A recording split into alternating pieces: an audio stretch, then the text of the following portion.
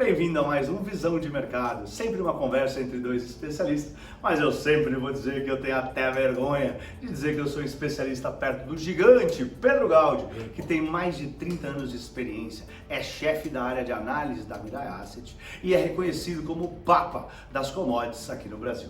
Olá, Pedrão, de novo aqui, bem-vindo de novo, aliás, eu que sou aqui o que você recebe, e a gente vai sempre bater esse papo com o nosso público. Essa semana foi um pouco pesada, né, Pedro? Conta um pouco aí sua visão dessa semana aí, patrão.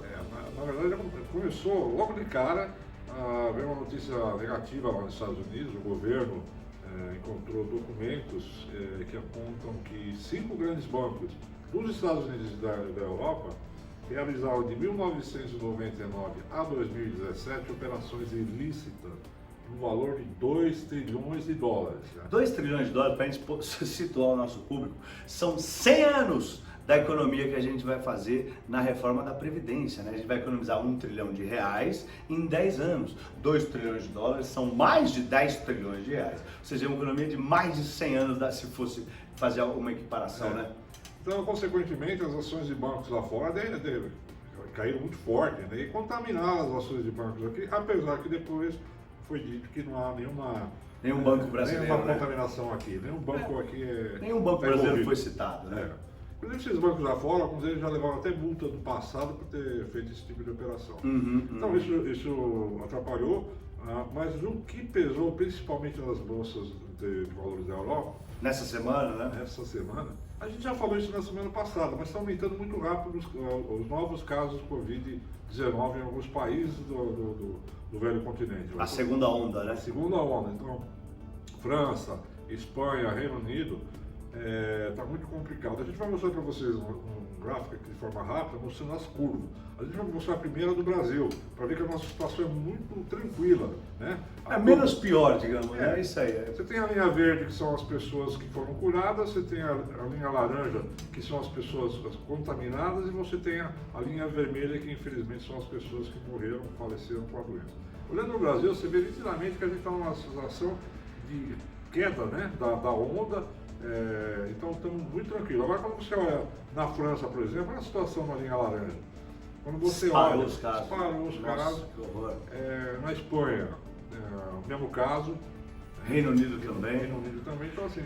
E eles começando a ameaçar fechar, né? O premier do Reino Unido, o premier da França, os dois falaram essa semana em fechar, em voltar com o isolamento, o confinamento das pessoas. Exatamente, mas não de forma global, do país inteiro. Em Madrid, na Espanha, está se cogitando fechar. Londres, né, na Inglaterra, algumas regiões onde os casos estão sendo mais dramáticos. Né? As pessoas estão traumatizadas ainda. Eu perdi um amigo, mais novo que eu. Por mais que a gente ainda esteja, né, numa situação menos pior, ainda é perigoso. Né? Então, isso pesou nas bolsas de valores na Europa, logicamente acabou contaminando. Claro. E essa semana também, Pedro, teve o Federal Reserve, o presidente do Banco Central americano, Jerome Powell, falou várias vezes, está com assunto ele, né, Pedro? Conta um pouco disso aí. Então, ele fez 3 discursos essa semana, e nos 3 ele reiterou... Já tempo que ele não falava tanto. E nos 3 ele reiterou que é necessário um novo programa de estímulo nos Estados Unidos para a economia. Acho que ele quis frisar, porque ele repetiu. Repetiu. E o que acontece? Esse pacote de estímulos, ele está emperrado, porque... Que basicamente é injeção de dinheiro na economia para gerar emprego. Sim, dinheiro barato enfim. O que acontece? A gente está muito próximo da eleição para presidente dos Estados Unidos, vai ser dia 3 de novembro. Faltam 39 dias exatamente a partir de hoje, sexta-feira. Os democratas, eles querem um programa de estímulo sim, mas eles querem um valor começaram com um valor de 3,5 trilhões de dólares. Isso aí não é um pouco eu não quero falar para incomodar o Trump? Com certeza. E os republicanos, do qual o Trump faz parte, eles queriam 1 trilhão de dólares. Né? Que é mais ou menos o que eles devem estar olhando, que é o dinheiro que, né, seria plausível. Só que agora eles subiram, você falou. Exatamente. Então os republicanos aceitaram subir para 1,5 trilhão de dólares. E os democratas aceitaram cair para 2,4. 2,5. Tá fechando, estava 1 com 3,5, tá 1,5 com 2,5, você vai fechar no 2, hein, Pedrão? Eles estão se encontrando. A hora que isso sair vai ser... É igual o mercado, né? Oferta e demanda até chegar no sair negócio. Então essa semana isso não aconteceu nada, então também pesou essa dúvida, né? Essa incerteza, vamos dizer assim, sobre ao cenário. Acho que hoje, na sexta-feira, animou um pouco as bolsas lá fora, porque parece que vai sair, parece que eles estão se ajeitando, porque mesmo chegando a eleição, precisa passar o pacote. Precisa, né? pode.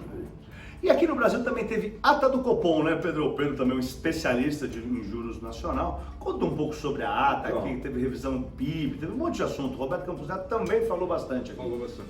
Na verdade, assim, há pouco tempo atrás, a expectativa é que uma inflação comportada poderia ter novo corte da Selic. O mercado já trabalhava com mais 0,25, está em 2, né? O que acontece? A gente teve cortar seria para 1,75. 1,75. Tá. Mas como a inflação de curto prazo andou mais forte, então assim... Está pressionada de curto prazo um pouquinho, né? Porque o que acontece? Quando você estava no isolamento, muita indústria parou de produzir, né? Uhum. E quando voltou a economia, a indústria automobilística voltou a produzir, enfim, foram sendo consumidos os estoques e não deu tempo de uma produção maior. Então, até é por isso que os PMIs, né, dispararam, né, que são aquelas pesquisas entre os gerentes de compra que perguntam se em relação ao mês passado estava comprando mais matéria-prima ou não para fazer produto acabado, e disparou. Mas também estava tudo fechado, comprou um fósforo, já aumentou, né? Com certeza. Tá. Então assim, o Roberto Campos sinalizou o seguinte: a Selic vai continuar em 2% por muito tempo. Né? Tá até setembro do ano que vem, ele falou uma coisa assim. Até 2022, pelo menos, essa é a sinalização. A inflação não preocupa, no caso deles, o Banco Central, pelo seguinte, porque isso é pontual. Né? Esse ano que a gente viu o IGPM subindo 13%, mas o IPCA está abaixo de 2%. Muita gente perguntou como que o IGPM dispara e o IPCA não? Conta um pouco disso. Cada índice de inflação tem uma composição, um peso lá dentro. Por exemplo, no caso do IPCA, tem um peso muito grande de alimentos. No caso do IGPM, tem um peso muito grande de tarifa de serviço público, de material de construção, que está faltando no mercado. Disparou o preço, disparou o ferro, disparou o preço do cimento. PVC está na máxima. PVC na máxima. A indústria, a construção bombando. O IGPM está indo mais forte, o IPCA está subindo, mas assim, é menos visível, né?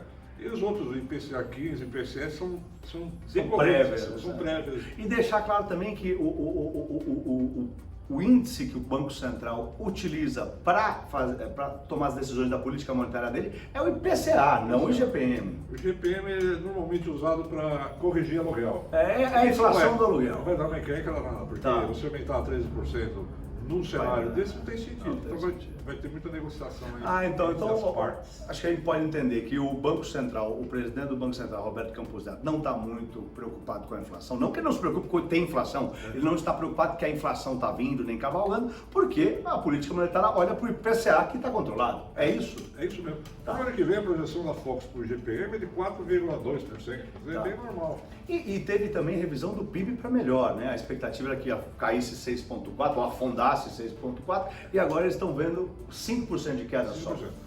Isso é positivo também. Tá? Hoje, inclusive, um economista do mercado, de Magna de Casa, baixou para 4,5% de queda do PIB para esse ano. E vários economistas estão nitidamente com uma visão de que vai ser ruim, mas não tão ruim como se imaginava, 7, 9% de queda, coisa do tipo. E o dólar também subiu, né, Pedro? Você vê que coisa, né? Poxa, quando o calo aperta, o pessoal corre pro dólar, não tem ouro, não tem. Até o ouro andou caindo. O dólar subiu quanto essa semana? Mais ou menos? Subiu mais ou menos 5%. É bastante. Lá fora, não, deixar claro, o índice dólar, lá fora, não o real contra o dólar, e sim o dólar contra uma cesta de moedas, né? Que é aquele DXY, que é uma cesta de moeda, 57% é euro, aí você tem o dólar canadense, aí você tem a libra esterlina, aí você tem o ien japonês, né? E essa cesta de moedas que subiu 5%, né? Não, e aqui contra o real também subiu 5%. Aqui também subiu 5%, tá. Porque ontem, eu sei que quinta-feira, o índice dólar ficou parado e o real valorizou 1,5%. Com essas notícias que a gente falou do Banco Central, nesse dia sim, mas PIB. O resto dos outros dias. Então ficou equilibrado isso aí, 5,29 na sexta-feira passada, chegou a bater 5,60. Tá bem. Está fechando mais ou menos 5,55. E aí você enxerga o quê? Por que esse dólar acelerou? É isso? Corrida para segurança? Exatamente. É o pico de estresse, né? Se você tem, por exemplo, a volta do isolamento, o cenário econômico é horrível, você vai correr para o dólar, né? O petróleo também ele estava querendo subir ali com o estímulo vindo, mas também ficou meio bambo por conta disso, da volta do confinamento social, né? O petróleo está meio... Aí a OPEP está querendo cortar a produção, está uma bagunça o petróleo também, né? Exatamente. O petróleo ele voltou para casa de $40, ele está segurando, mas é muito volátil, muito volátil. Hoje chegou a cair 2%. Tá bem bom. Volta, Porque ninguém sabe o que vai acontecer. Exatamente, incerteza da economia global. E o que a gente tem? Tem alguma coisa para encerrar, para falar para o pessoal ou não? Falar da semana que vem, a agenda econômica é pesada, tem muita coisa acontecendo, é bem extensa. Basicamente, na terça-feira vai sair o GPM aqui. Né? Mas lá vem a inflação do aluguel. Vai sair o GPM, analisado deve ficar em 13%.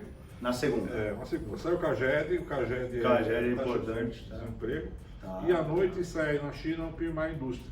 Tá. E também é importante para a gente... PMI, porque... PMI ele virou muito importante nessa pandemia, né? Porque ele indica, né, a temperatura das economias, né? Os outros indicadores de PMI que têm sido divulgados na China mostram que ela está crescendo em V.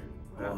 Até em Nike, digamos. Né? E para nós é importante, porque a China é um grande comprador dos nossos produtos. Né? Claro. Na quarta-feira tem inflação na zona do euro, vendas de moradias usadas nos Estados Unidos e estoque de petróleo nos Estados Unidos. O estoque de petróleo nos Estados Unidos é importante porque ele também baliza como é que está o consumo lá nos Estados Unidos. É importante. E isso mexe com o preço do petróleo E também. semana passada teve aquela tempestade, a Sally também, né? Exatamente. Eles estão na Hurricane Season, né? Na temporada dos furacões. Quinta-feira tem PMI da zona do euro, Estados Unidos.